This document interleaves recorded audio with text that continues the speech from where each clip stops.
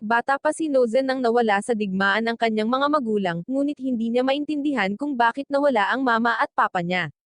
Isang araw, tinanong niya ang kanyang kuya na si Shori tungkol dito. Biglang nagalit si Shori at bigla siyang sinakal at itinulak sa lupa, sinisisi si Nozen sa nangyari. Sinabi ni Shori na pinatay ni Nozen ang kanilang mga magulang, at mananagot siya sa nangyari. Malapit nang malagutan ng hininga si Nozen sa sandaling iyon, ngunit itinulak ng isang pari si Shori palayo at tinulungan si Nozen. Simula noon, nabubuhay na si Nozen na may peklat sa leeg, na nagpapaalala sa ginawa sa kanya ng kanyang kapatid. Pagkatapos ng insidente may nangyaring kakaiba kay Nozen. Nagsimula siyang makarinig ng mga boses ng mga taong namatay na. Tungkol naman kay Shori, umalis siya para lumaban sa digmaan at hindi na bumalik. Makalipas ang 4 na taon, may napansin si Nozen. Mula sa mga boses ng mga patay, narinig niya ang boses ng kanyang kapatid na si Shori, at sa sandaling iyon alam na ni Nozen na wala na si Shori. Itinulak nito si Nozen na sumali sa militar, ngunit si Nozen ay bahagi na ngayon ng hindi lamang basta-bastang digmaan. Ito ay isang digmaan sa pagitan ng dalawang malalaking bansa, ang Republika ng San Magnolia at ang Imperyong Jade. Si Nozen ay dating nakatira sa Republika ng San Magnolia, ngunit sila ay natatalo, at dahil doon, ang mga pinuno ay gumawa ng isang panuntunan, kung wala silang silver na buhok at mga mata tulad ni Nozen, hindi sila isang tunay na mamamayan ng Republika. Lahat sila ay nakulong at kinailangang bantayan ng isang espesyal na kampo sa labas ng 86 na pangunahing bahagi ng bansa. Ang kampong ito ay tinawag na ika-86 na distrito, kaya nakuha ng mga tao doon ang palayaw na 86. Kinailangan ng 86 na gumamit ng malalaking battle machine na tinatawag na juggernauts upang ipagtanggol ang republika. Sinabihan silang lumaban sa loob ng 5 taon, kung mananatili silang buhay pagkatapos noon, malaya na sila. Ito ang parehong pangako na ibinigay sa mga magulang ni Nozen, ngunit mayroong isang malaking kasinungalingan. Sinabi ng Republika sa lahat na walang nasaktan sa digmaang ito, ngunit hindi iyon totoo. Ang kaaway, ang Imperyong Jade, ay gumamit ng mga robot upang lumaban, ngunit ginamit ng Republika ang 86 na bilang mga piloto. Hindi nila akalain na totoong tao ang 86, kaya sinabi nilang walang casualty sa nangyaring digmaan. Matapos gumugol ng 4 na taon sa army, si Nozen ay kilala bilang Reaper, ang pinakamalakas na 86 at pinuno ng Spearhead Squadron. Ang grupong ito ay may iba pang malalakas na 86 na miyembro na nakipaglaban ng halos kasabay ni Nozen. Lahat sila ay may isang malaking pangarap, maglingkod sa loob ng 5 taon at pagkatapos ay maging malaya, isang bagay na hindi pa nagawa noon ng 86. Nakuha ni Nozen ang pangalang Reaper, dahil sa mabigat na pasanin na dinadala niya, pagpatay sa kanyang mga kasama. Hindi niya ginawa ito dahil siya ay masama, ngunit kung ang isang tao sa kanyang koponan ay talagang nasaktan sa isang away, si Nozen ay gagawa ng isang mahirap na pagpipilian upang tapusin ang kanilang buhay ng mabilis. Ginawa niya ito para sa isang dahilan, gusto niyang pigilan ang kaaway, ang mga Legion, na kunin ang kanilang mga utak. Dahil kung makuha ng mga Legions ang mga utak, gagamitin nila ang mga ito para palakasin pa ang kanilang mga robot. Kinailangang gawin ni Nozen ang mahirap na desisyon na ito ng higit sa 500 beses, sa tuwing ginagawa niya ito siya ay kumukuha ng isang piraso ng metal, at iuukit dito ang pangalan ng kanyang nasawing kasamahan. Ngunit ngayon ay isang bagong araw para kay Nozen at sa kanyang squad, dahil ang kanilang dating commander ay nagpasya na tumulong sa kanilang misyon. Habang nasa isang misyon, naririnig ng kanilang dating commander ang mga tinig ng mga patay sa ulo ni Nozen, kaya nagpasya siyang sarilihin ang misyon na ito. Ngayon ay mayroon na silang bagong pinuno, ang pangalan niya ay Lina. Isa siyang major sa grupong Alba sa Republika ng San Magnolia. Ang pangunahing gawain ni Lina ay tumuntong ng ligtas sa kabisera at pamunuan ang isang 86 na grupo laban sa mga Legion ng Imperyo. Ang mga Legion na ito ay patuloy na nagiging mas malakas sa tuwing kukuha sila ng utak mula sa isang 86. Si Lina ay may espesyal na tool na tinatawag na Tindir para tulungan ang kanyang grupo sa mga laban. Hinahayaan siya ng tool na ito na maramdaman kung ano ang nararamdaman ng 86 fighters at makipag-usap sa kanila, kahit na wala siya doon sa kanila.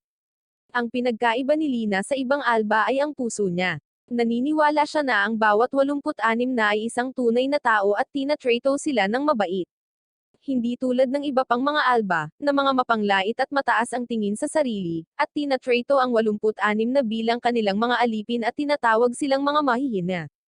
Makalipas ang isang linggo, pagkatapos magpakilala at makipag-usap sa kanyang bagong grupo, ipinaalam ni Lina na sila ay aatakihin. Ngunit siya ay late na, alam na ng kanyang squad ang tungkol sa pag-atake at handa na silang i-deploy. Mayroong daan-daang legion laban sa ilang 86. Sinasamantala ng grupo ni Nozen ang kanilang posisyon at nagsimulang umatake sa mga legion. Ang mga numero ng robot ng legion ay nagsimulang bumaba, bago pa man nila mapagtanto kung ano ang nangyayari.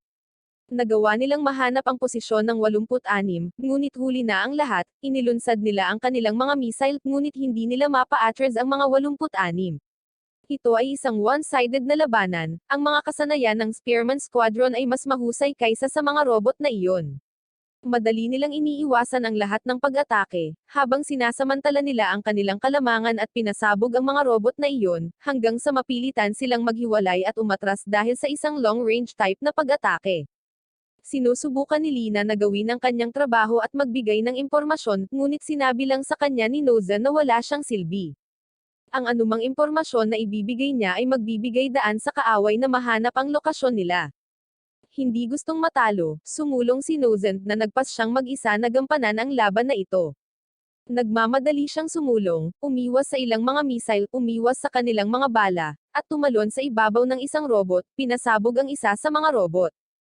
Tumalon siya pabalik sa mga kalye, umiwas sa mas maraming bala, at tinago ang sarili sa likod ng ilang iba na mga gusali upang maiwasan ang mga pag-atake.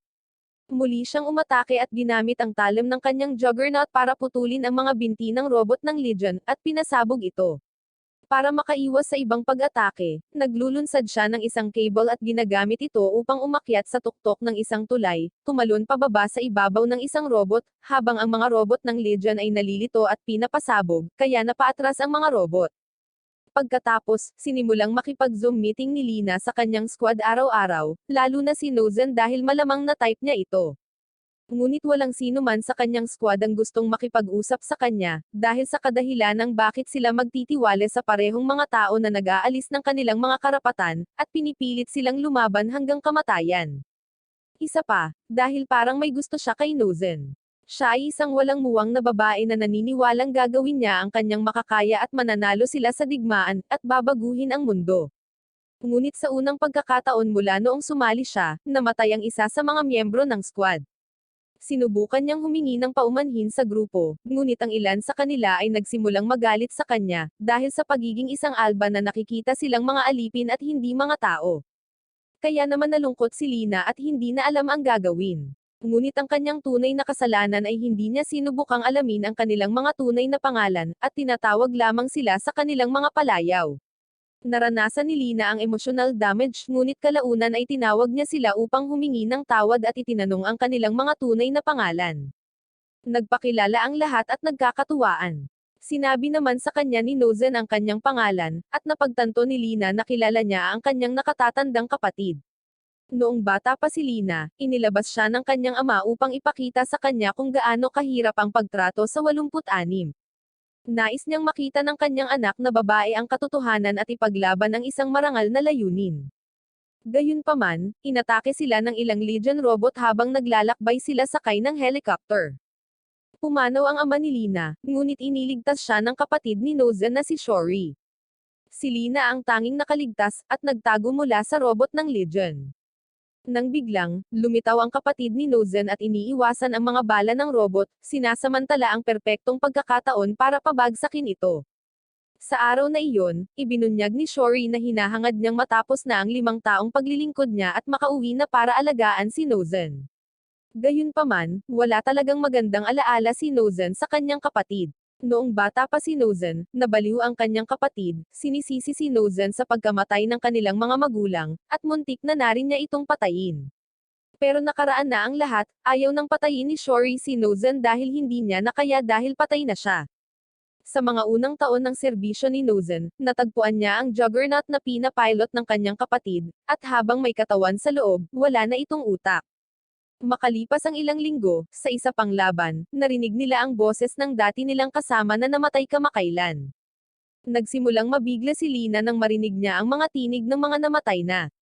Nagalit si Nozen, kinuha ng Legion ang utak ng kanyang kasama at ginawa siyang papay para sa kapakanan ng digmaang ito. Hinahanap ni Nozen ang mga coordinate ng robot, at inutusan ang lahat sa squad na salakayin at tapusin ang robot na sa wakas ay nagdudulot ng kapayapaan sa kaluluwa ng kanilang dating kasamahan. Hindi maintindihan ni Lina kung bakit naririnig niya ang mga boses, at ipinaliwanag sa kanya ni Nozen na hindi tulad ng Republika na gumagamit ng 86 upang ipaglaban ang mga ito, ang mga robot ng Legion ay ginawa gamit ang mga utak ng patay na 86, na nagbibigay daan sa kanila na gumawa ng maraming mga robot. Sa makatuwid, ang Republika ay nanganganib dahil kapag ang lahat ng 86 na ay nawala, wala nang sino man sa Republika ang lalaban para sa kanila. Hindi makapaniwala si Lina dito, dahil siya ang tipikal na delusional na babae na naniniwalang tatapusin nila ang digmaan bago mamatay ang lahat ng 86. Makalipas ang ilang oras, nagsasagawa ng isang party ang squad ni Nozen, ngunit muli, dapat silang lumaban. Nagsisimula silang sumulong sa isang kagubatan at umiwas sa mabibigat na artillery ng Legion. Nag-evolve ang mga robot ng Legion, alam na nila ang pinakaginagamit na diskarte ng Spearhead Squad, at sinusubukang iwasan ito sa lahat ng paraan. Ngunit, sa kabilang banda, ang mga Spearhead Squad ay na-hype up at binaril sila pabalik, na winawasak ang mga ito. Ngunit ang mga numero ay tumaas, at isa sa mga Juggernauts tumilapon sa isang ilog. Sinubukan ng isa pang miyembro na tulungan siya, ngunit agad itong napabagsak. Ang ilan sa mga bagong robot ng Legion ay tumakbo sa kanyang Juggernaut at kumakapit dito bago mag-self-destruct. Ang babae ay nananatili pa rin sa kanyang Juggernaut at hindi makawala, lumapit sa kanya ang mga robot ng Legion, at pinaputukan niya sila ng baril, ngunit wala itong epekto. Siya ay tiyak na mapapahamak dahil walang sino man mula sa mga Spearhead Squad ang maaaring dumating sa tamang oras upang iligtas siya, at nagpasya siyang wakasan ang kanyang sariling buhay. Pagkatapos ng laban, tinitingnan ni Nozen kung nabubuhay pa ang sino man sa mga dati niyang kasama. Nakaligtas ang lalaki sa pagsabog ngunit malubhang nasugatan, kaya tinapos niya ang kanyang paghihirap. Dahil sa mga nakaraang kaganapan, nagpasya si Lina na humiling ng tulong para sa kanyang pangkat. Gusto niya ng reinforcements, isang aerial strike, gusto niya lahat na makakatulong sa kanila, ngunit tinanggihan ang kanyang request. Makalipas ang mga ilang mga araw, inutusan ang squad ni Nozen na imbestigahan ang isang lugar na tila may kababalaghan. Gagawin ng Republika ang lahat para pigilan sila sa pagiging malaya, at ipinadala ang kanilang squad sa mga mahihirap na misyon. Samantala, ito ay talagang isang ambush, ang Legion ay gumagamit ng long-range cannon upang salakayin sila mula sa 75 milya ang layo, pinupuksa ang kalahati ng squad ni Nozen. Mula sa orihinal na 24, siyam na lamang ang natitira na namamahala upang makatakas at manatiling buhay. Nais muli ni Lina na humiling ng mga reinforcement mula sa mas matataas na ranggo dahil nagpadala sila ng mga bagong robot, ngunit hindi sila nagpapadala ng mga bagong sundalo. Nagpasya ang grupo na sa wakas ay sabihin kay Lina ang katotohanan. Halos matapos na nila ang 5 taon nilang paglilingkod, at walang pakialam ang Republika sa kanilang buhay.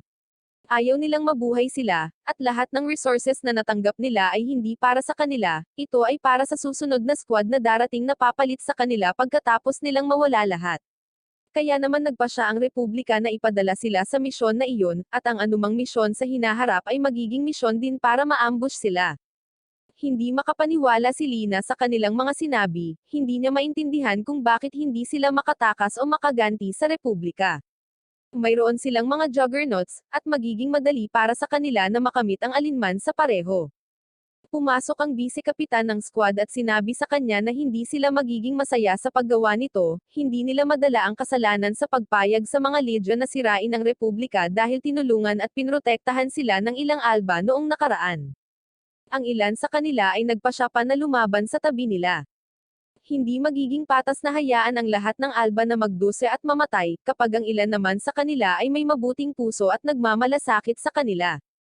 Hindi rin nila maaaring hayaang maging walang kabuluhan ang lahat ng pagkamatay ng 86, sama-sama silang lumaban, namuhay ng magkasama, at mahal nila ang isa't isa. Sa makatuwid, dapat nilang ipaglaban ang lahat ng bagay na mahalaga sa kanila, kahit na nangangahulugan ito ng pagtakbo sa kanilang sariling layunin. Pagkatapos ay nagpa siya si Lina na humingi ng tulong sa kanyang kaibigan, si Henrita, na nagtatrabaho para sa sektor ng pananaliksik at pagpapaunlad ng militar. Gusto ni Lina na tulungan siya ni Henrita na itigil ang lahat, ngunit si Henrita ay isang tipikal na alba na halos nagsasabing lahat ay tiyak na mapapahamak, at dapat na lamang itong tanggapin ni Lina. Wala silang magagawa para protektahan ang 86 dahil nasa estado sila ng diskriminasyon sa nakalipas na 9 na taon, at hindi sapat ang kahulugan ng hustisya ni Lina para baguhin ang buong pag-iisip ng Republika. Pinipilit pa rin ni Lina na tulungan ang 86, ngunit nagalit si Henrita. Alam niyang hindi nila mababago ang pag-iisip ng kanilang bansa. Alam niya kung ano ang nararamdaman ni Lina at sinasabi niya na bago ang digmaan. Noong bata pa siya, araw-araw siyang nakikipaglaro sa isang 86 na bata, ngunit ang mga tao ay nagsimulang magreklamo tungkol sa kanyang koneksyon sa isang 86 na bata, kaya nagpa siya siyang tanggihan ang bata sa paglalaro, at sinabing siya ay isang maruming bata lamang na hindi kailanman magiging kasing dalisay ng kauri niya. Noong panahong iyon, gustong itago ng kanyang mga magulang ang pamilya ng batang ito dahil magkaibigan sila, at hindi nila gustong makitang nahihirapan sila sa digmaang ito. Si Henrita ay isang bata na gumawa ng pagtataksil, at tinulungan ang pamilya ng batang 86, na nagpapahintulot sa bata at sa kanyang pamilya na madala sa isang kampong piitan. Sinabi ni Henrita na ito ay patunay lamang na ang sistema ay walang magandang naidudulot, lahat ay nahihirapan na lipunan ito, kahit na ang para-raid system ay isang device na ginawa mula sa mga eksperimento sa mga 86 hanggang sa sila ay mamatay. Pagkatapos ng kanilang argumento, nagpa siya si Lina na humingi ng tulong sa general, ngunit malinaw niyang itinatanggi ito dahil hindi nila pinapayagan ang sinumang 86 na mabuhay. Alam nilang nakagawa sila ng krimen laban sa kanila, isang krimen na tumagal ng ilang taon. Ang tanging solusyon na mayroon sila ay ang pagpuksa sa 86. Sa wakas ay narinig ni Nozen ang boses ng kanyang kapatid, at tinawagan niya si Lina para sabihin sa kanya ang tungkol dito, ngunit hindi lang iyon, nagpaplano na siya kasama ang kanyang squad na lumipat, at sa wakas ay sirain ang robot ng kanyang kapatid. At kung mananatili silang buhay, sila ay makakatakas at susubukan na makahanap ng isang lugar na malayo sa Republika, at sa wakas ay mamuhay ng matiwasay. Ang huling natitirang 5 miyembro ay nasiyahan sa kanilang mga huling sandali sa kanilang base, at pagkatapos ay pumunta sa kanilang huling labanan. Nahanap nila ng robot ni Shori at madaming iba pang legions, ang kanilang mga numero ay patuloy na tumataas sa bawat oras na lumipas. Sa pagkakataong ito ay 5 laban sa daan-daan, at parang imposibleng manalo sila. Biglang narinig ni Nozen ang boses ng kanyang kapatid, ngumiti siya na parang baliw at dahan-daang umusad. Ang natitirang bahagi ng squad ay nagsimulang sundan siya, ngunit ang Legion ay nagsimula ng isang hanay ng mga pag-atake. Pinapabilis nila ang kanilang takbo, at isa lang ang nasa isip ni Nozen, ang patayin ang sarili niyang kapatid. Sa wakas ay nahanap niya ang robot ng kanyang kapatid, at naiwasan ang kanyang mga pag-atake habang binabaril siya pabalik. Siya ay patuloy na umiwas at nakakakuha ng perpektong sandali upang gumamit ng ilang malalakas na artillery, ngunit wala itong epekto, na pinipilit siyang umiwas pabalik. Sinubukan ng isa sa mga robot ng Legion na atakihin si Nozen, ngunit tinalo niya ang robot gamang ang kanyang robot. Si Shori ay kontrolado pa rin ang kanyang robot, at kahit na ang utak ni Shori ay nasa loob ng isang Legion's robot, gusto pera ni Nozen na maging one-on-one ang laban na ito. Ang natitirang bahagi ng squad ay nag-aaksaya ng lahat ng kanilang mga bala upang sirain ang lahat ng mga robot ng Legion, at nagsimula silang makakita ng pag-asa na manatiling buhay. Gayunpaman, ito ay tumatagal lamang ng ilang segundo. Out of nowhere, lumilitaw ang isang madaming bilang ng mga kaaway. Biglang nakipag-ugnayan si Lina sa squad at naglunsad ng aerial strike sa kalaban. Sa wakas ay nagpa siya siyang tumulong dahil nalaman niyang ang maruming bata na kanyang kaibigan 9 years ago ay si Nozen. Ang lahat ng mga taon na naipon na pagkakasala at ang pagnanais na malaman ang tungkol sa kanya ay pinilit siyang tumulong. Si Nozen ay nakikipaglaban pa rin sa kanyang kapatid, sinusubukang umiwas hanggat maaari sa mga pag-atake nito, habang sinusubukang bumaril pabalik sa mga blind spot niya. Ginamit niya ang kanyang TikTok move sa mga puno upang maiwasang mabaril. Tumalon siya sa hangin at ginamit ang kanyang talim upang hiwain ang robot ng kanyang kapatid, at umatake ng isang missile upang wakasan ito. Hindi niya isinaalang-alang na ang robot ng kanyang kapatid ay talagang gawa sa likidong metal na nagpahinto sa pagsabog, at nagpapadala ng ilang mga galame para sundan siya.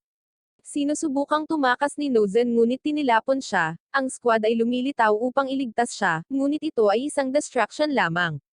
Naglunsad si Lina ng isang missile patungo sa kanilang lokasyon. Gusto ni Shori na personal na tapusin ang kanyang kapatid at prinotektahan siya mula sa atake. Si Nozen na walang malay ay unti-unting nagkamalay, at biglang pinatayo ang kanyang juggernaut, pumalon sa ibabaw ng robot, at pinasabog ito. Ang kanyang misyon ay sa wakas ay tapos na, at ang kanyang kaluluwa ng kapatid niya ay sa wakas ay magpapahinga na ng mapayapa. Umiyak na rin sa wakas si Nozen habang inaalala ang ilang matamis na alaala nilang magkasama. Ang huling natitirang mga miyembro ng squad sa wakas ay nagpa siya na mamuhay ng mapayapa at magkaroon ng malayang buhay. Nagpadala naman sila ng kanilang palm kay Lina, na lumuluha, na nagsasabi na huwag siyang iwan. Pagkalipas ng ilang linggo, pagkatapos tumakas mula sa Republika, sinusubukan ng grupo na maghanap ng matutuluyan. Ngunit ang tanging nahanap nila ay mga pakikipaglaban sa mga Legion. Nagpasya silang manirahan sa isang abandonadong paaralan, ngunit alam nilang ito na ang huling gabi nilang magkasama. Dahil naririnig ni Nozen ang mga robot ng Legion malapit sa kanilang lugar, at isa na lang na juggernaut ang natitira sa kanila. Habang sila ay naglalakad, sinabi niya sa isang kasamahan niya na gamitin muna ang juggernaut dahil nababagot siya. Ngunit nagpasya siyang umalis mag-isa at iwanan ang kanyang squad. Nagtataka sila kung bakit, at pinaalalahanan niya sila, ang gagamit sa juggernaut ay ang dapat lalaban. Pumunta siya sa larangan ng digmaan at umiiwas sa maraming bala hanggat kaya niya, habang sinasalakay ang mga robot. Isa siyang one-man army hanggang sa pinatumba siya ng isang long-range na pag-atake. Dalawang pag-atake pa ang nangyari, at hindi na makagalaw ang juggernaut ni Nozen. Lumapit sa kanya ang mga robot ni Legion para kunin ang kanyang utak. Nang malapit na siyang patayin, lumabas ang kanyang mga kaibigan upang iligtas siya, ginamit ang kanilang mga machine gun laban sa mga robot. Ngunit lahat sila ay walang laban sa mga robots, at lahat sila ay napahamak. May mga pagsabog sa lahat ng dako, na pinapatumba ang bawat isa sa kanyang huling 5 kasama. At papalapit na ang mga Legion robot para kunin ang utak ni Nozen. Pagkatapos umalis ng 86 para sa kanilang paglalakbay tungo sa kalayaan, pumunta si Lina sa kanilang base kung saan niya tinitingnan ang kanilang mga kondisyon sa pamumuhay at nakita ang kanilang mensahe ng palm. Hiniling sa kanya ni Nozen na magdala ng mga bulaklak kung sakaling matagpuan niya ang kanilang mga labi. Nahanap ni Lina ang kanyang motibasyon na ipaglaban at protektahan ang natitirang 86. Matapos ang away sa pagitan ng Spearhead Squadron ng Republika ng San Magnolia laban sa mga Legion robots, si Lina ay naiwan mag-isa upang pagnilayan ang mga alaala na ibinahagi niya sa kanila. Sa paghahanap ng aliw, pumasok siya sa isa sa punong tanggapan ng kanilang dibisyon upang makipagkita sa kanyang tiyuhin na may ranggong koronel. Habang tinutuya siya ng ilang opisyal dahil sa pagkakaroon ng iba't ibang ideya tungkol sa pagtrato sa 86, na itinuturing na mga makinang pangdigma sa halip na mga tao, hindi pinapansin ni Lina ang kanilang mga pahayag at nagpatuloy na makipag-usap sa kanyang uncle. Sa kanilang pagpupulong, pinagalitan siya ng kanyang tiyuhin dahil sa kanyang mga pamamaraan sa pamumuno, na humantong sa mga reklamo ng iba. Bagamat hindi pa rin siya sumasang-ayon sa kanyang diskarte, tinitiyak niya ni Lina sa kanya na alam niya kung ano ang kanyang ginagawa pagdating sa pagharap sa mga Legion. Pagkaalis sa pagpupulong, si Lina ay nakatanggap ng tawag mula sa kanyang bagong pinuno ng squadron, si Shiden, na nakaistasyon sa labas ng rehiyon ng Legion bilang guard duty. Siya ay nag-uutos na magbantay at magbigay ng isang ulat habang siya ay pumupunta upang makipagkita kay Henrita. Nagtataka sa pagpili ni Lina na i-refer si Henrita sa pamamagitan ng kanyang codename, nagtataka si Shiden kung bakit hindi ginagamit ni Lina ang kanyang tunay na pangalan. Ipinaliwanag ni Lina na ito ang kanyang tungkulin bilang isang commander, dahil natatakot siya sa potensyal na emosyonal na kalakip na maaaring mabuo, kung siya ay sumangguni sa kanila sa kanilang mga tunay na pangalan, katulad sa nangyari sa kanya sa grupo ni Nozen. Gayunpaman, iniisip pa rin sila ni Lina at nagsusumikap na matupad ang kanilang mga inaasahan sa kanya bilang kanilang commander. Pinanghahawakan niya ang pag-asa na balang araw ay muling makakasama sila kung nabubuhay pa sila. Sa kabutihang palad, nakaligtas sila sa kanilang huling misyon, at matagumpay na nakarating ng ligtas sa imperyo ng Jade. Sa panahon ng kanilang pakikipaglaban sa Legion, maswerte silang nailigtas ng bagong Federacy, na nagpabagsak sa imperyo, at nabawi ang ilan sa mga teritoryong dating sinakop ng Legion. Habang si Nozen ay nananatiling walang malay, naranasan niya ang isang panaginip kung saan lumitaw ang kanyang kapatid na si Shori. Hinikayat ni Shori si Nozen na gumising at magpatuloy sa paglalakbay kasama ang kanyang mga kasama hanggang sa huli. Habang papalayo si Shori, hinihiling niya na alalahanin siya ni Nozen paminsan-minsan at binibigyang diin ang kahalagahan ng palaging paghahanap ng kaligayahan. Desperado na sinubukan ni Nozen na abutin ang kanyang kapatid, ngunit ang distansya sa pagitan nila ay patuloy na lumalaki hanggang sa mawala si Shori. Pagkagising, natagpuan ni Nozen ang kanyang sarili sa isang medikal na silid kung saan ang mga individual na nakasuot ng suit ay nagmamasid sa kanya sa isang bintana. Ang presidente ng Federacy, si Ernst, ay pumasok sa silid upang suriin siya at magpakilala. Magiliw na tinanggap ni Ernst si Nozen sa Jayadian, at nagpatuloy sa pagbabahagi ng mga detalye tungkol sa kung paano nila nagawang talunin ang imperyo. Nang banggitin ni Ernst na natuklasan nila si Nozen at ang kanyang mga kasama pagkatapos na matalo at mahuli sila ng Legion, si Nozen ay nagpanik, naalala ang nangyari sa kanyang mga kaibigan na nakahandusay sa lupa. Ang mga bintana ay biglang naging transparent na nagpapakita ng nag-aalalang mga kaibigan ni Nozen sa labas. Bago umalis si Ernst, ipinakilala niya ang kanyang sarili sa iba at tinitiyak sa kanila ang kanilang kaligtasan sa Federacy. Tinalakay ng magkakaibigan ang kanilang kamakailang pakikipaglaban sa Legion, ipinahayag ang kanilang pag-aalala sa desisyon ni Nozen na harapin ang kaaway ng mag-isa, nang kahit na alam niyang wala siyang kalaban-laban. Humihingi ng paumanhin si Nozen sa kanyang ginawa. Pagkatapos ng isang buwan, bumalik si Ernst para opisyal na tanggapin sila sa Federacy at bigyan sila ng citizenship. Bagamat sa una ay naghihinala sa kanyang kabaitan, nagawa niyang kumbensihin sila na tuklasin ang kanilang bagong tahanan, na naglalaman ng iba't ibang mga mithiin. Dinadala ni Ernst sila sa mataong kalye ng lungsod, kung saan ang kagalakan at init ng mga mamamayan ay nagbibigay liwanag sa paligid. Isang bagay na hindi naranasan ng grupo sa loob ng isang dekada. Nakatingin sila sa bintana ng sasakyan, nabighani sa ganda at katahimikan ng lugar. Gayunpaman, napansin din nila ang mga nagpoprotesta na nagtataguyod para sa kaligtasan ng 86 na pabalik sa Republika. Susunod, dinala sila ni Ernst sa kanyang bahay at ipinakilala sila sa kanyang ampon na anak na babae, si Frederica. Ibinunyag niya na inampun din niya ang mga ito, na ginagawang mga anak niya. Humiga si Nozen sa kanyang silid, at binisita siya ni Ernst at binigyan siya ng isang tag na naglalaman ng personal na gamit ng kanyang kapatid, na natagpuan sa kanyang lumang tirahan. Nagdudulot ito ng kalungkutan at alaala para kay Nozen, na tahimik na nakaupo, at nakatingin sa item. Sa paglipas ng panahon, nagsusumikap ang grupo na umangkop sa kanilang bagong buhay, na nakikisama sa mapayapang kapaligiran. Bumisita si Nozen sa pampublikong library upang maghanap ng isang libro, na nagkataon na nakakuha ng atensyon ng isang batang babae na nagngangalang Nina. Magiliw niyang inaalok sa kanya ang libro, ngunit ang malamig niyang pagtingin ay nagpatakot sa kanya, na humantong sa kanya upang umalis. Gayunpaman, kinuha siya ng kanyang kapatid na si Rance at ibinalik upang ipahayag ang kanilang pasasalamat kay Nozen. Bagamat hindi gaanong interesado si Nozen, nakipag-usap siya kay Rance na humahantong sa isang bagong kakilala. Samantala, bumubuo rin ng koneksyon sina Frederica at Nina. Sa pagdaan ng mga araw, patuloy ang pagsasaayos ng grupo sa mapayapang kapaligiran, unti-unting nakikipagkaibigan, at natuwa si Ernst tungkol dito. Isang araw, habang natutulog si Nozen, naranasan niya ang isang serye ng mga panaginip na kinasasangkutan ng mga nasawing 86 na tumatawag sa kanya para sa kaligtasan mula sa Legion. Gayunpaman, nang sinubukan niyang umatake, napagtanto niyang wala siyang baril. Ang paulit-ulit na panaginip na ito ay nakakagambala rin sa kanyang oras sa silid-aklatan, kung saan siya ginaisang ni Rance, dahil bawal matulog sa loob ng library. Inaanyayahan ni Rance si Nozen na dumalo sa isang parada ng militar na nagpapahayag ng kanyang pagnanais na masaksihan ito bago mag-enroll sa akademya. Ibinahagi niya ang kanyang mga alalahanin tungkol sa nagpapatuloy na digmaan sa borders ng Jayadian, at natatakot sa potensyal na epekto nito sa mapayapang bayan kung saan naninirahan si Nina. Nais ni Rance na mag-ambag sa pagwawakas ng tunggalian bago ito lumaki pa. Hindi tinanggap o tinanggihan ni Nozen ang imbitasyon, at hinayaan si Rance na umalis kasama si Nina. Nagsimula ang parada, at ang 86 na ay nagmumuni-muni sa kanilang tungkulin na wakasan ang digmaan. Sa pagtatapos ng araw, lahat sila ay umuwi. Ipinagtapat ni Corina sa grupo ang tungkol sa kanyang kawalang kasiyahan sa mapayapang buhay na ito.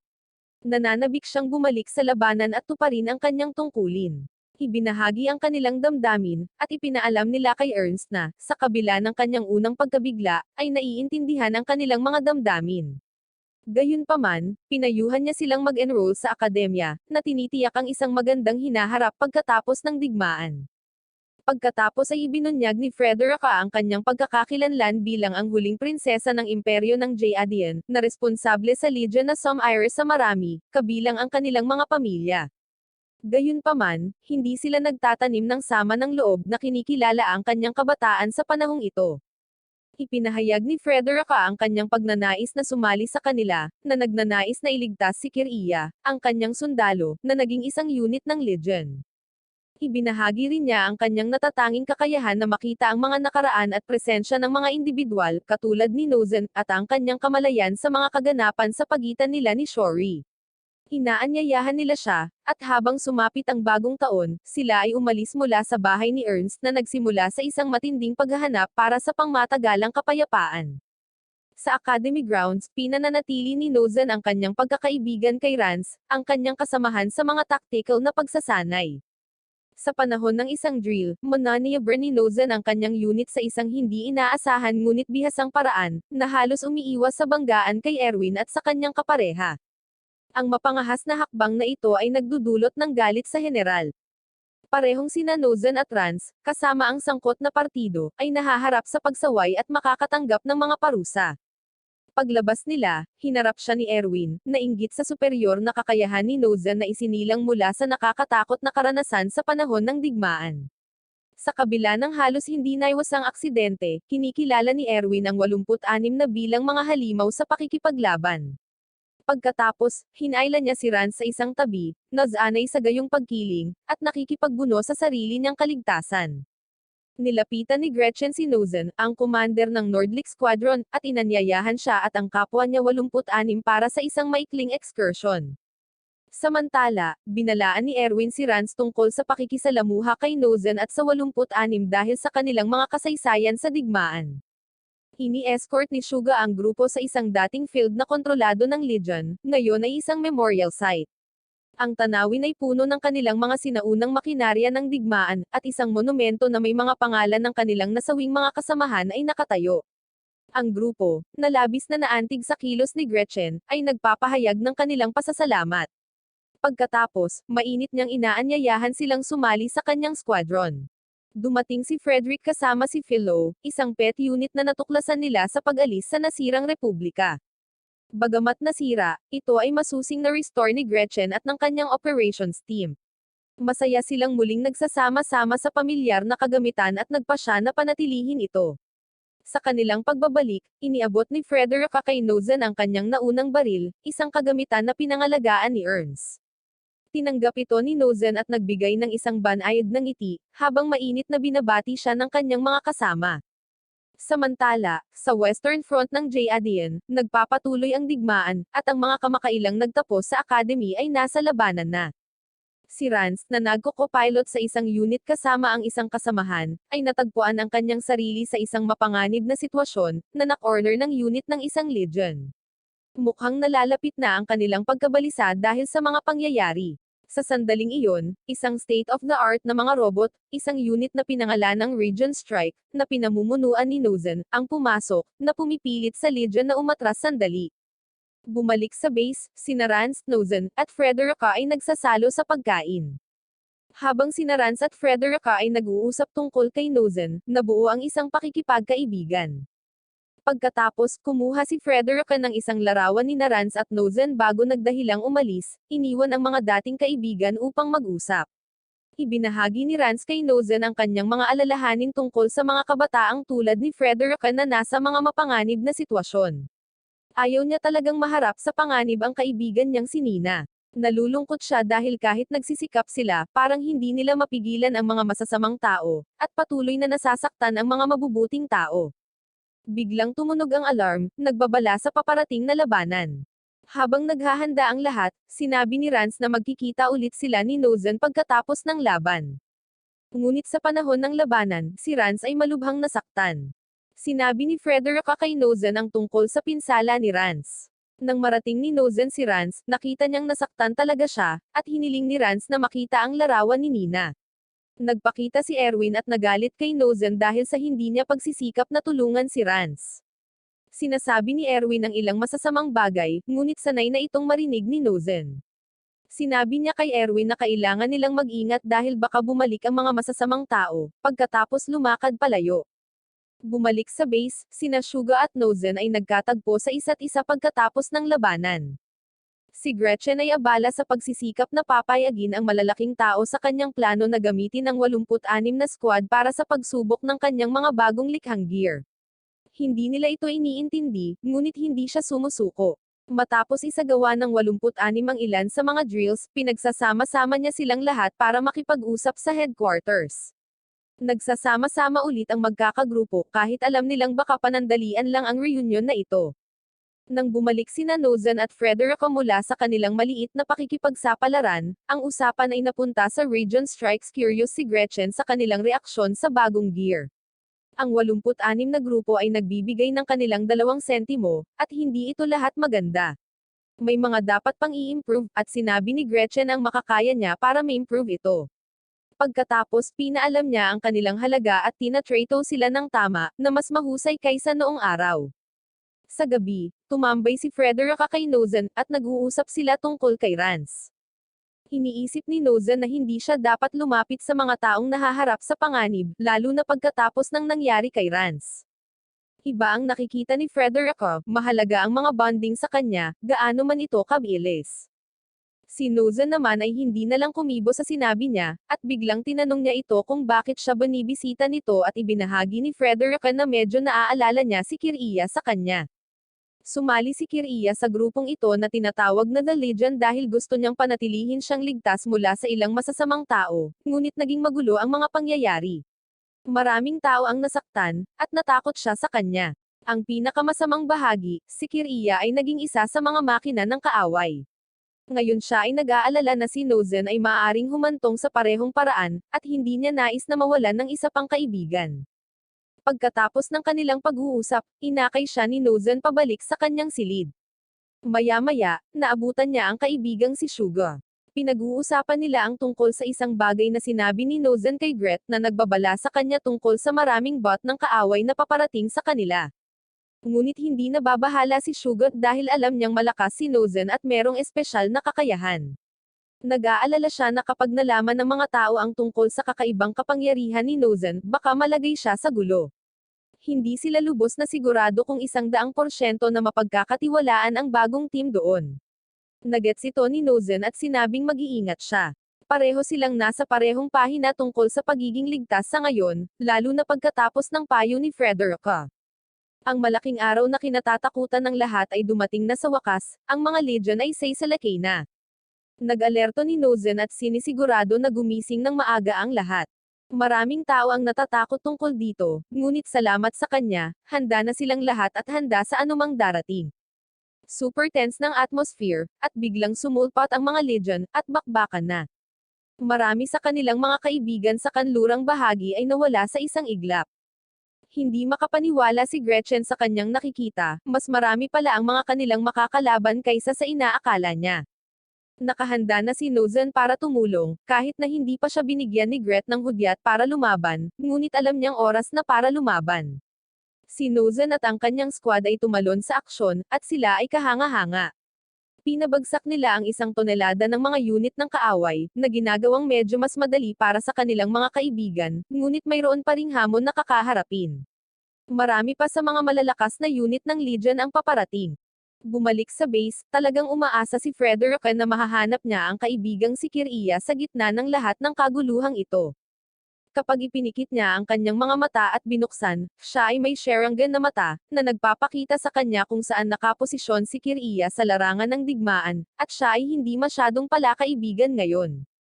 Habang ang 86 na ay gumagawa ng kanilang malaking hakbang sa harapan, isang grupo ng mga tauhan ng Legion ang nagsimulang umatras. Sinubukan ni Frederica na ipaalam kay Nozen ang kinaroroonan ni Kiriya ngunit sa halip ay nakita niya ang kakaibang pangyayari. Nasulyapan niya si Nozen na talagang nakikipaglaban na may nakakatakot na ngiti sa mukha. Parang wala sa tamang kaisipan si Nozen, at sumugod ng mabilis sa kalaban. Sobrang nag-aalala si Frederick na baka masaktan siya. Pagkatapos ng 86 na ipakita sa Legion kung sino ang boss, si Nozen ay nagising mula sa kanyang pagkabalisa. Si Gretchen ay sumigaw sa kanila na bumalik, dahil ang Legion ay playing safe na. Sa sandaling bumalik sila, medyo nagalit si Frederick kay Nozen, na sinasabi sa kanya na kumikilos siya tulad ni Kir'ia, at sinusubukang patahanan siya ni Nozen. Nang maglaon, sinabi ni Frederick ang tungkol sa kanyang pangitain, na nagsasabi na ang Legions ay nagdudulot ng kaguluhan sa ika-86 na distrito ng Republika. Sa sandaling nag-iisip sila tungkol sa susunod na galaw ng Legion, isang nakakatakot na pangitain ni Kir'ia ang lumitaw at nabigla silang dalawa, na nagpasugod kay Nozen upang protektahan si Frederick. Isang napakalaking pagsabog ang naganap, at kapag nawala ang usok, madami ang nasira dahil sa pagsabog. Maraming tao ang pumanaw, at sinubukan ni Nozen na pigilan si Frederick na makita ang masasamang bagay, ngunit nakita niya ang pagkawasak at ang mga tao ay hindi gumagalaw. Sinabihan niya ang kanyang kasamahan na paalisin si Frederick doon. Pag-alis niya, nakiusap siya kay Nozen na huwag maging katulad ni Kir'ia. Samantala, ang mga opisyal ay nagkakamot ng kanilang ulo sa bagong sandata na nagdulot ng malaking pagsabog, at tinatawag nila itong Big Bang. Gumawa ito ang isang higanteng butas sa lupa mula sa sobrang kalayuan. Ang bagay na ito ay walang katulad, at sa isang pangyayari, nabura nito ang isang bahagi ng kanilang mga tauhan, at kailangan nilang harapin ito ng mabilis. Pagkatapos ng ilang pag-uusap, naisip nila na ang 86 na ay maaaring ang kanilang pinakamahusay na humawak sa isyu na ito. Sa cafeteria, nag-uusap ang 86 na crew tungkol sa huling laban.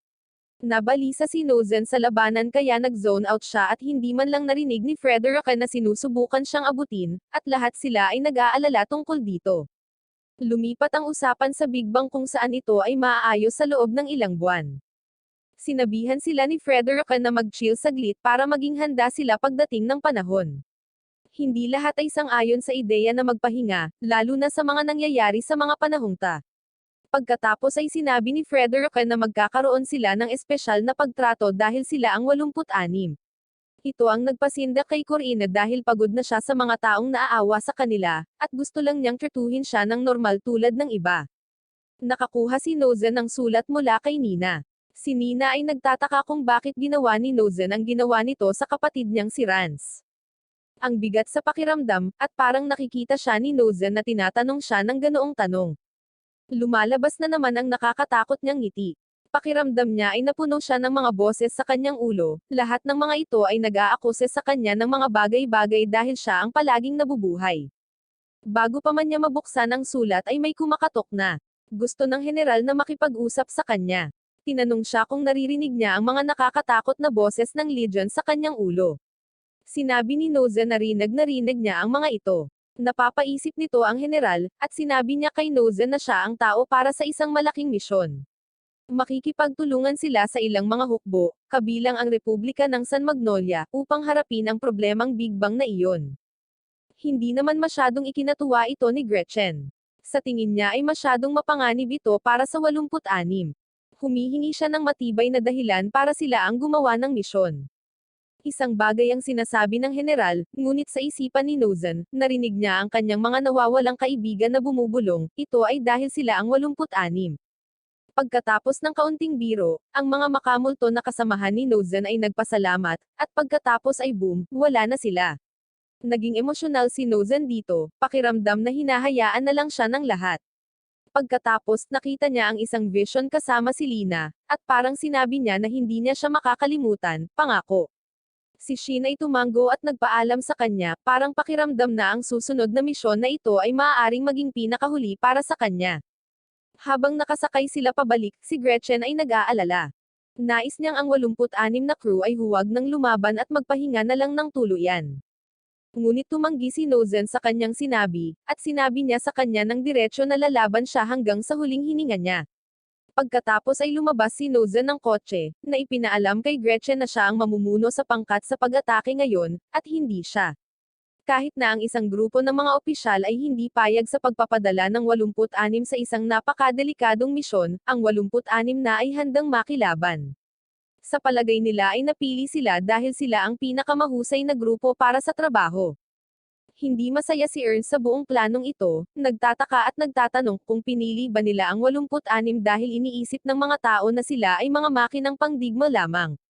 Ngunit sinabihan siya na ito ay tungkol sa kanilang literal na antas sa labanan, at hindi sa kanilang pagkatao.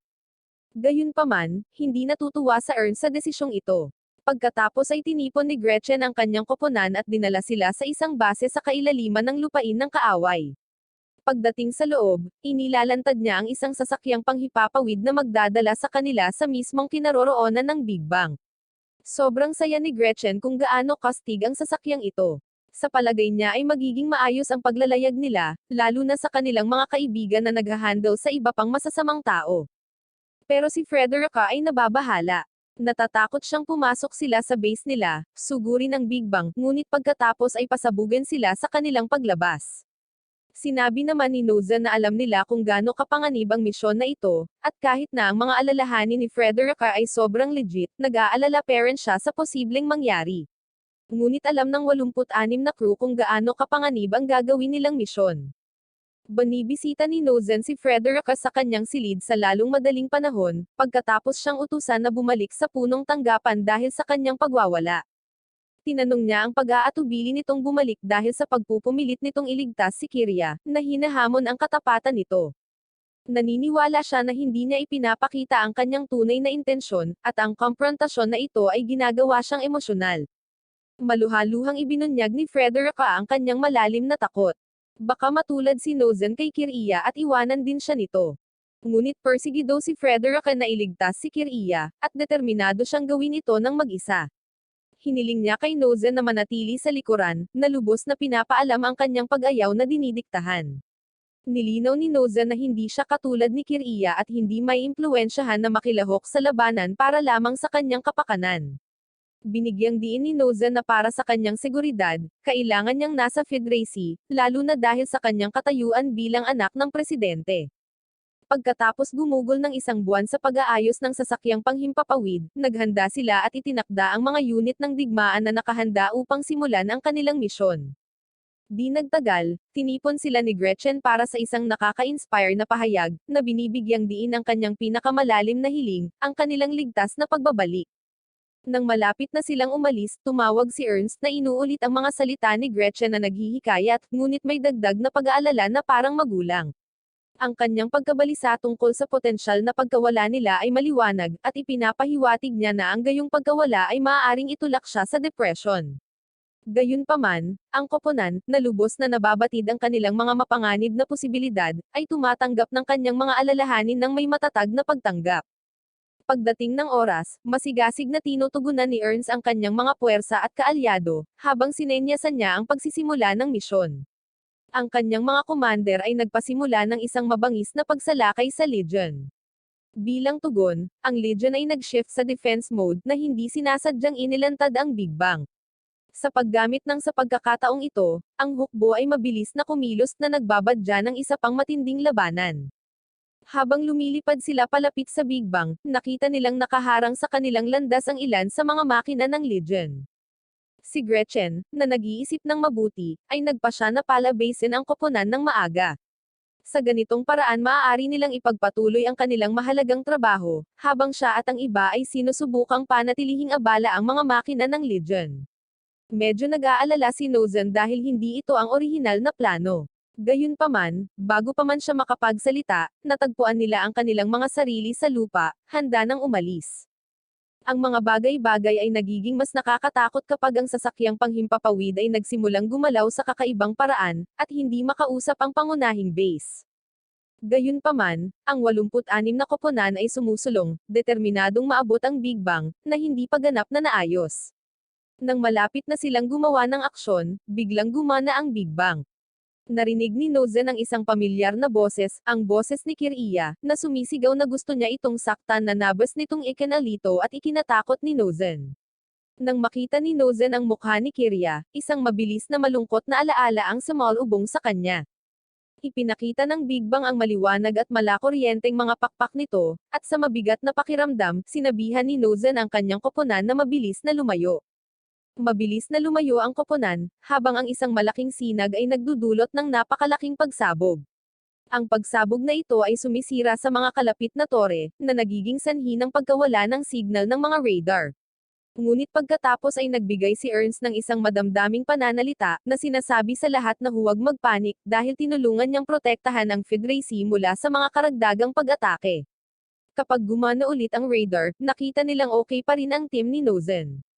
Mabilis na napagtanto ni Nozen na ang malaking pag-atake ay nagmula sa ibang direksyon, at sinabihan ang kanyang koponan na pumunta doon.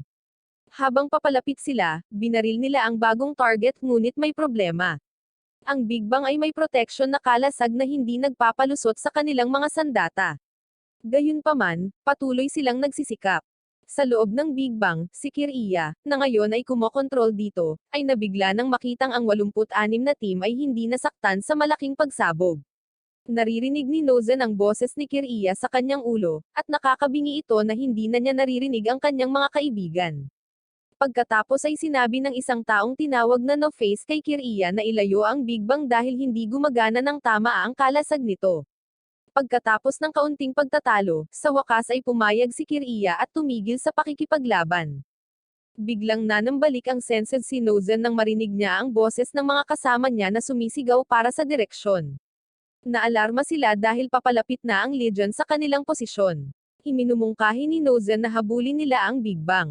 Ang ilang miyembro ng Nordlicht ay nag-aalangan, sa palagay nila ay masyadong mapanganib na makipagsapalaran ng mas malalim sa teritoryo ng kaaway.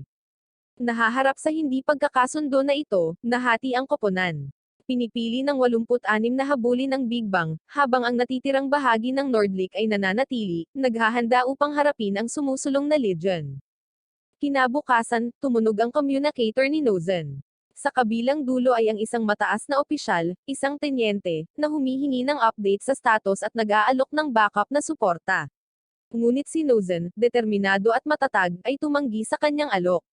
Matatag siyang naniniwala na kung sila ay outrage o mag-relax ngayon, ang lahat ng kanilang mga pagsisikap ay magiging walang kabuluhan. Sa kalagitnaan ng araw, ang 86 na ay nabigla sa isang sorpresa. Si Frederica, isang batang kakilala mula sa kanilang base, ay nakalusot sa larangan ng digmaan.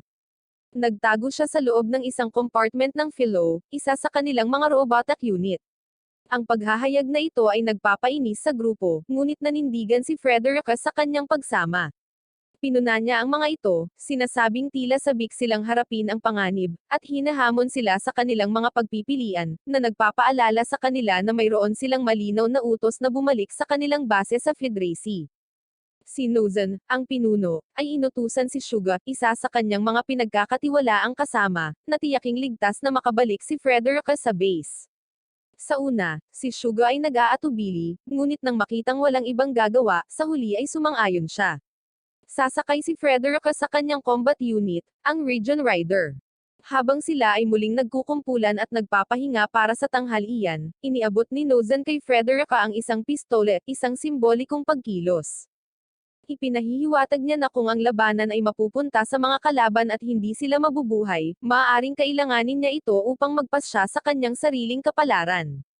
Si Frederica, na kinikilala ang bigat ng sandali at ang kahalagahan ng sandata kay Nozen, ay nangangako na ibabalik ito sa kanya sa base. Ipinahayag niya ang kanyang pag-aalala, kahit na banayad na silang lahat ay makabalik ng ligtas mula sa misyon. Habang naglalakad, hinihila ni Suga si Nozen sa tabi. Iminumungkahi ni Suga na dapat kunin niya si Frederica at bumalik sa base na itinuturo ang natatanging kakayahan ni Nozen na iwasan ang mga Legion. Ang pag-aalala ni Suga ay nagmumula sa nakaraang labanan, kung saan tila kakaiba ang kinikilos ni Nozen na halos parang nasa ilalim siya ng kontrol ng iba. Tinanggihan ni Nozen ang kanyang mungkahi, at iginiit na ayos lang siya. Iminungkahi pa niya na akayin ni Suga ang lahat pabalik sa kaligtasan, habang siya ay magsasagawa ng solo at potensyal na nakamamatay na misyon. Si Suga, na nabigla at nag-aalala, ay itinulak si Nozen sa isang kalapit na bakod na hinihiling na malaman kung bakit si Nozen ay tila laging sabik na harapin ang panganib ng mag-isa. Ang tensyon sa pagitan ng dalawa ay tumaas kung saan tinanong ni Suga si Nozen tungkol sa kanyang mga nakaraang aksyon, kasama na ang nakakatakot na alaala ng kanyang pagtatapos sa buhay ng kanyang sariling kapatid. Nawala sa kanyang pag-iisip, nalaman ni Nozen na hindi siya makapagbigay ng malinaw na sagot. Inamin ni Suga na lumalaban siya hindi dahil sa pagnanais ng kamatayan kundi sa pagnanais ng kapayapaan. Masigasig niyang ipinahayag na ang buong 86 na squad, kabilang siya, ay gustong tumayo at ipaglaban ang kanilang kalayaan. Nakatago sa hindi kalayuan ngunit sapat na malapit para marinig ang usapan, ang iba sa grupo ay naging mga chismoso at chismose. Kinikilala nila ang napakalaking bigat na dinadala ni Nozent na kinukot siya ng kanyang sariling kapatid at mga estranghero. Ngunit kahit na umaasa sila sa kanyang mga natatanging kakayahan upang bigyan ng balanse sa labanan, lubos nilang nais na suportahan at lumaban kasama siya. Habang ang koponan ay gumagalaw patungo sa Big Bang, huminto sila upang tingnan ang kagandahan ng kalikasan sa kanilang paligid. Ipinahayag ni Frederica ang pagnanais na makita ang karagatan, na iniisip na ito ay sobrang ganda. Na-realize ng buong grupo na wala sa kanila ang nakakita pa ng dagat. Lumilitaw si Nozan na parang may gustong ibahagi ngunit nag-aalanggan. Naramdaman ito, iminumungkahi ng kanyang mga kaibigan na kapag natapos na ang digmaan, dapat silang maglakbay sa dagat, kasama siya. Nang gabing iyon, habang nagpapahinga ang iba, pumwesto si Nozan sa pasukan ng hideout kasama si Philo Robot sa kanyang tabi. Pagkatapos, sinamahan siya ni Frederica para makipag-usap. Sinasalamin niya ang hindi nagalaw na kagandahan ng teritoryo ng Legion, na iniuugnay ito sa kawalan ng mga tao. Si Nozan, gayunpaman, ay nag-aalok ng ibang pananaw. Pakiramdam niya ay hindi totoong buhay ang lupain dahil ang mga espiritu doon ay kulang sa pagnanasa ng tao. Pagkatapos, ibinahagi niya ang kanyang kaloob-looban na damdamin kay Frederica, na nagpapakita na siya ay nakakaramdam ng guwang sa loob, walang mga pangarap o pag-asa para sa kapayapaan at kagandahan. Hindi man lang niya hinahangad ang simpleng hiling na mamasyal sa dalampasigan kasama ang kanyang mga kasama. Nang ipaalam ni Frederica ang kanilang mahimalang kaligtasan mula sa huling labanan sa Republika, at ang kanilang pagtakas sa Jayadian, naalala ni Nozan ang nangyari. Ipinagtapat ni Shin na talagang nag-enjoy siya dahil inaasahan niyang mamamatay sila, gayunpaman, nakalabas sila ng buhay, at hindi niya maintindihan kung bakit. Humihingi siya ng paumanhin sa hindi pagiging si Kirya at sa pagtatakda sa kanya bilang isang uri ng target sa kanyang buhay. Si Frederica, gayunpaman, ay hindi matanggap na si Nozan ay manhid sa emosyon gaya ng ipinakita niya sa kanyang sarili. Sinasabi sa kanya ni Nozan na hindi niya maramdaman na siya ay talagang buhay. Ni hindi niya nararanasan ang matinding kalungkutan na tila lumalago sa bawat kaibigang nawawala sa kanya, at pakiramdam niya ay nabubuhay siya nang wala talagang layunin o gustong gawin sa buhay. Habang naglalakbay sila, nakita ng Legion ang kanilang presensya at inutusan si Kirya na tugisin sila. Sa daan, hinaharap nila ang mga unit ng kaaway na umaatake sa kanila. Si Angie ay natamon at bumagsak sa isang bangin. Sa kabutihang palad, hindi siya nasaktan, at ang kanyang region robot ay buo pa, ngunit siya ay natrap. Kaya, nananatili siya sa likod na may ilang mga supply na handang harapin ang kanyang mga kaaway. Hinaharap ng grupo ang mga kalaban na ito, para lamang makasalubong ang isa pang hanay ng mga kalaban na humaharang sa kanilang landas. Humakbang si Tio, piniling harapin sila mag-isa para magpatuloy ang iba. Habang papalapit sila, nalaman ni Kirya ang kanilang mga nabawasang bilang at naghahanda para sa direktang paghaharap kay Nozan. Isa pang pag-atake ang naganap, sa pagkakataong ito ay umakyat si Corinne na pinipigilan ang mga kalaban upang makapagpatuloy sina Nozan at Suga. Isang nakakatakot na sinag mula sa Big Bang ang dumaan sa kanila, dahilan para matakot sila sa kaligtasan ni Corinne. Ngunit ang panganib ay palaging naruroon, at sa lalong madaling panahon, sina Frederica at Suga ay na-target. Mabilis na kumilos, inutusan ni Nozan si Frederica kay Fido, na inutusan ang robot na kaalyado na ibalik siya sa base habang siya ay nagpapatuloy ng mag-isa. Pag-abot sa isang mataas na lugar upang makita ang Big Bang, ang laban ni Nozan ay magsisimula at may ibang pakiramdam siyang nararamdaman. Sa kasagsagan ng labanan, ang mabilis na pag-atake ni Kirya ay tumungo kay Nozan. Gayunpaman, sa pamamagitan ng mabilis na reflexes, naiwasan ni Nozan ang bawat pag-atake, na agad namang pinahanga si Kirya. Ang sabik sa pakikipaglaban ay umuusbong sa loob ni Nozan, na nag-uudyok sa kanya na isara ang agwat at maglunsad ng malalakas na pag-atake. Habang mapanganib siyang lumalapit sa Big Bang, tinutuya siya ni Kirya na may halong pangungot siya at kakaibang imbitasyon na sumali sa Legion. Si Frederica, na nagmamasid sa matinding tunggalian mula sa loob ng Philo Robot, ay naalala ang isang pag-uusap kay Rance. Ipinahiwatig niya na may lihim na kapangyarihan si Nozen, ngunit alam niyang may kayang kontrahin ito ni Kiria. Desperado siyang bigyan ng babala si Nozen, sinubukan niyang magpadala ng mensahe. Biglang, isang maikling sandali ng pag-atake ang tumusok sa robot ni Nozen, ngunit nakaligtas siya mula sa pag-atake. Ngunit sa sandaling ito napansin niya ang kanyang sarili na nakatitig sa nagbabantang bar aisles ng isang Gatling gun. Nang tila tiyak na ang kapahamakan, dumating si Suga, inatake ang armas ng kalaban, isang magiting na hakbang na hindi napansin ni Kiria.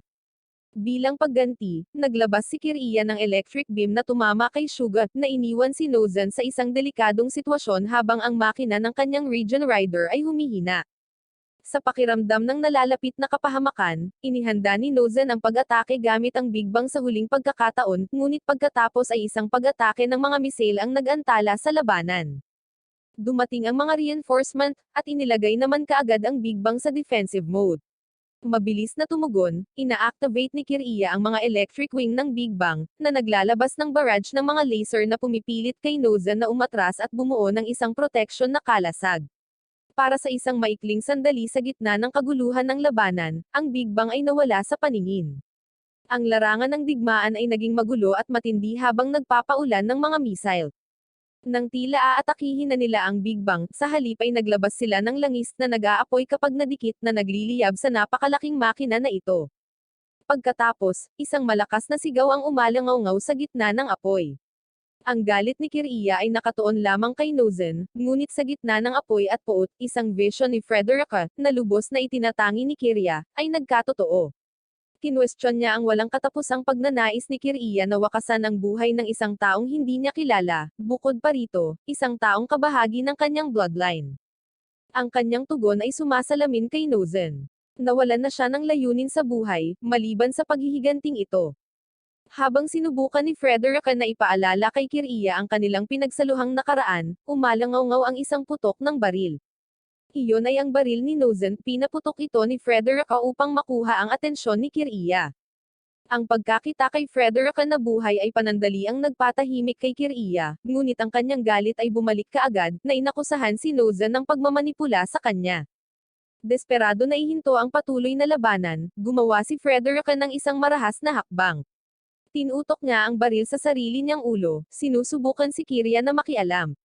Ang kanyang mga pagsusumamo para sa kanyang kaligtasan ay umalangaw-ngaw ng malakas na nagpapakita ng lalim ng kanyang pagmamahal para sa kanya, ngunit ang kanyang galit ay hindi napigilan. Sa isang mabilis na hakbang, iniwasan ni Nozen ang pagtatangka ni Kiria na atakihin siya, at nagawang umakyat sa Big Bang.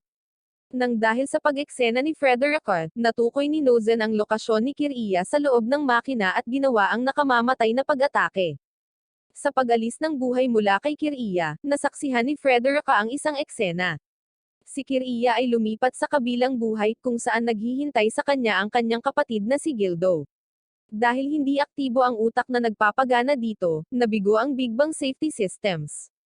Nagsimula ang isang countdown, na nagtapos sa isang napakalaking pagsabog, na ginawang abo ang dating makapangyarihang makina. Nakaligtas si Nozen mula sa pagsabog ngunit nawalan siya ng malay, at nabalot siya ng matangkad na alaala noong sinubukan siyang sakalin ng kanyang kapatid. Siya ay binisita sa kanyang vision ng kanyang mga nasawing mga kasamahan mula sa 86, na naghahatid ng kanilang pasasalamat sa kanyang pamumuno sa panahon ng digmaan. Ang labis na pakiramdam ay hindi pride kundi guilt, at si Nozen ay hindi kailanman naghangad na sila ay magsakripisyo, o ang napakalawak na presyon ng pagtitiis ng mga kakilakilabot sa digmaan. Gayunpaman, hinanggad niya ang kanilang pakikasama. Pagkagising sa loob ng kanyang Region Rider, isang mabigat na pakiramdam ang naramdaman niya, na humantong sa kanya upang ipahayag ang kanyang sakit. Naaakit nito ang atensyon ng isang kalapit na unit ng Legion na gumagalaw upang i-target siya.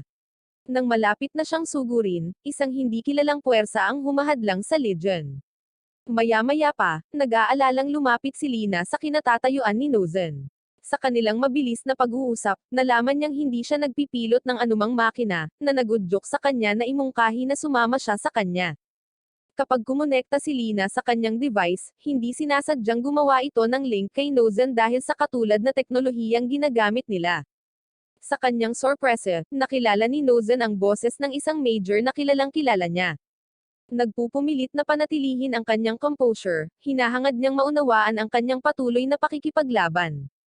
Masigasig na ipinaliwanag ni Lina na ang kagitingan ni Nozen at ang 86 na squad ang naging motibasyon niya, na humihimok sa kanya na lumaban sa pag-asa ng muling makasama sila. Ang kanyang misyon ay palayain ang mga nagpalaya naman sa kanya mula sa isang buhay na pinangungunahan ng mga maling ideya. Ang taos-pusong paghahayag na ito ay lubos na nakakaapekto kay Nozen na nagtanim sa kanya ng isang bagong tuklas na pagpapahalaga para sa mga nakakakita ng mga nakaraang pagkakahati ng lipunan. Umaagos ang luha sa kanyang mukha at masaya na makita muli si Lina. Tinawag siya ni Nozen bilang Major at sinubukang buksan ang hatch ng kanyang makina para may akap siya. Gayunpaman, nag-alinlangan siya nang makita ang isa pang pangkat ng mga unit ng Legion na lumalapit. Sa kabutihang palad, ang mga reinforcement mula sa Federacy ay dumating sa tamang oras upang ihinto ang papalapit na Legion. Lumapit si Gretchen kay Nozen, ipinahayag ang kanyang kagalakan sa tagumpay ng misyon at ibinahagi ang balita na nakaligtas na rin ang iba pang 86. Sa sandaling mag-sync up sila, ipinahayag nila ang kanilang mga alalahanin, na nagpapaliwanag na pagkatapos ng pagsabog, siya ay hindi kumikibo, na nagdulot sa kanila ng pag-aalala. Lumakas ang tibok ng puso ni Nozen nang marinig ang pamilyar na boses ng kanyang mga kasama. Tumawag din si Ernst, ina-update si Nozen tungkol sa sitwasyon ng 86 sa Republika. Nag-aalok siya sa kanila ng pagpipilian na bumalik ngunit si Nozen ay matatag na nagpasya na mananatili sila sa JADN. Pagkatapos makaligtas sa pagsabog salamat sa sakripisyo ni Kiriya, lumapit si Frederica, at ang kanilang pag-uusap ay nauwi sa katotohanang makakasama lamang ni Nozen si Lina kapag natapos na ang digmaan. Sinabi ni Frederica na ito ang magiging bagong layunin ni Nozen na binanggit na ang paglalakbay ni Lina ay sumusunod sa landas na kanyang pinili. Para naman kay Nozen, may hinaharap na sila ngayon sa buhay. Umuwi ang grupo sa bahay ni Ernst, at binibigyan niya sila ng mga regalo para sa mga opisyal na pagdiriwang ng Pasko. Bahagyang mas masayahin sila ngayon, tinatanggap ang bagong buhay ng kapayapaan. Nagpapatuloy din sila sa normal na pamumuhay tulad ng mga normal na tao. Bumisita si Nozen sa sementeryo upang magbigay galang kay Rance, kung saan sinabi niya ang kanyang mga bagong layunin para sa patuloy na pakikipaglaban. Dumating din si Erwin upang magbigay galang kay Rance, at pagkatapos ng bahagyang formalidad, nagpasya si Nozen na umalis pero pinigilan siya ni Erwin. Inamin niya na siya ang humiling kay Nina na isulat ang mga liham na ipinadala niya, at ang dahilan ay dahil nakonsensya siya sa pagiging walang magawa sa isang digmaan na kumitil ng maraming buhay. Habang nalulungkot, comfort siya ni Nozen, at tila nagsisimula na silang magkaintindihan. Dumating din doon si Nina ngunit nilagpasan si Nozen na aalis nang hindi nakakausap. Nakita niya ang larawang iniwan ni Nozen sa kanyang sarili kasama si Rance. Siya ay masaya na magkaroon nito at sumisigaw ng pasasalamat kay Nozen na ngayon ay wala na sa kanyang paningin. Pumunta si Nozen sa memorial site upang ilagay ang personal na tag ni Shori sa isang kahon na puno ng iba pang mga tag ng nasawing 86. Hindi niya maisip ang kinabukasan kung wala ang kanyang kapatid, ngunit ang pag-iisip ng pagkakaroon ng ibang mga tao na nagmamalasakit sa kanya ay nakapagpapatibay sa kanyang loob. Bumisita muli si Lina sa kanyang tahanan, na parang malungkot. Pagkatapos ng pagsalakay ng mga Legion, ang mga survivors ay nailigtas ng iba pang mga nabubuhay na bansa tulad ng JADN. Tumungo si Lina sa Federacy at itinalaga bilang kapitan ng isang bagong nabuong squad, na ipapadala upang magpatuloy sa pakikipaglaban sa Legions at bawiin ang natitirang mga teritoryo. Habang siya ay humihinga at nagre-recharge sa kanyang silid, ipinakita sa kanya ni Henrita ang aparato ng komunikasyon na mayroon ng Federacy, na gumagamit ng kanilang mga spec, ibig sabihin ay pinag-aralan nila ang isa na isinuot ng 86. Nakuha niya ang ideya na kung ito nga ang 86, maaring ang 5 ay nanirahan doon. Kinabukasan, pinuntahan ni Lina si Ernst na dinala siya sa lugar ng memorial. Doon, binigay niya ang kanyang paggalang sa nasawing 86 na nagsilbi sa kanyang republika, at nanunumpa siyang hinding-hindi makakalimutan ang mga ito at ang pangakong ginawa niya sa kanila. Mamaya, makikipagkita si Lina sa bago niyang team. Sa una ay nalilito siya, hindi niya inaasahan na magkikita sila ngayon. Ipinakilala niya ang kanyang sarili sa grupo ni Nozen, na binanggit na isang karangalan na makilala sila sa unang pagkakataon. Sinusubukan ng lahat na kontrolin ang kanilang pagtawa sa panahon ng pagpapakilala. Tumugon naman si Noza na hindi ito ang unang pagkakataon na nagkakilala sila, ngunit ang unang pagkakataon na nagkita sila. Si Lina ay sobrang nalilito sa kanyang mga salita, ngunit sinabi ni Noza na matagal na ang nakalipas at tinawag siyang kapitan. Ipinakilala niya ang kanyang sarili bilang kasalukuyang kapitan ng Jayadian Federacy at ang dating kapitan ng Spearhead Squad. Nagsisimula ng tumulo ang mga luha mula sa mga mata ni Lina matapos marinig ang mga salitang iyon. Parehong nakangiti sa isa't isa sa kanilang emosyonal na reunion. Biglang tumalon sa bagang pusa ng 86 na inaalagaan ni Lina at tumakbo papunta sa grupo. Ibang pangalan ang tawag nilang lahat, at napagtanto ni Lina kung sino sila. Masaya niyang tinatawag ang mga ito sa kanilang mga tunay na pangalan, at lahat sila ay nagpicture ng magkakasama. Sinabi ni Lina sa grupo na matagal niyang hinanap ang mga ito at sa wakas ay makakalaban na siya sa tabi nila.